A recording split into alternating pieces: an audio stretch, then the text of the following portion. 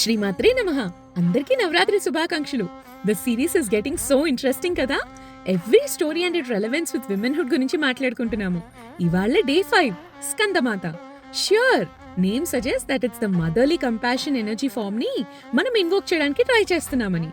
But fascinating విషయం అసలు ఏంటి అనంటే, సతీదేవిక లేరు అని తెలిసాక బైరాగిలాగా శివయ్య అసలు ఎవ్వరికీ ఎక్కడా కనిపించకుండా తెలియకుండా ఉన్న టైంలో తారకాసుర అని ఒక మహాఘోర రాక్షసుడు ఈ వరల్డ్ లో అసలు ఎవ్వరూ ఆపలేనంత పవర్తో రెచ్చిపోతున్నారట.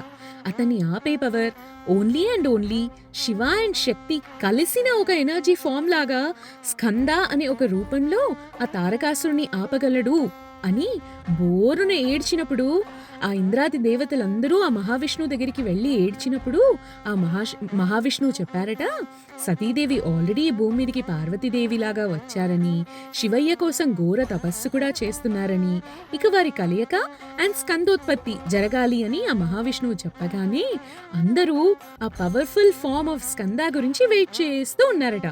అంత పవర్ఫుల్ ఫార్మ్ ఆఫ్ స్కందాకి మదర్ అయిన పార్వతీదేవిని ఈ రోజున స్కందమాతలాగా మనం పూజిస్తున్నాము.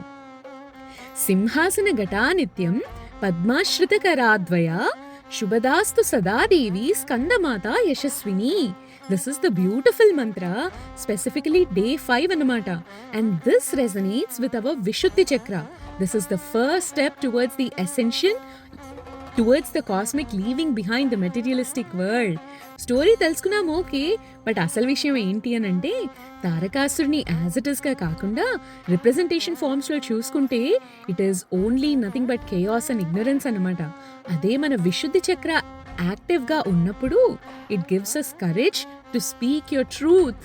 మన ఇన్నర్ డీమన్స్ అన్నిటినీ సప్రెస్ చేసేసి డౌట్, ఫియర్ ఇవన్నీ పక్కకి పెట్టేసి మన ట్రూ సెల్ఫ్ని మనము రిప్రజెంట్ చేయగలము అని. హౌ ఫ్యాసినేటింగ్ కదా. ఇలాంటి బ్యూటిఫుల్ థింగ్స్ సిగ్నిఫికెన్స్తో ఈ నవరాత్రులు తెలుసుకోవడానికి ప్రయత్నిద్దాం.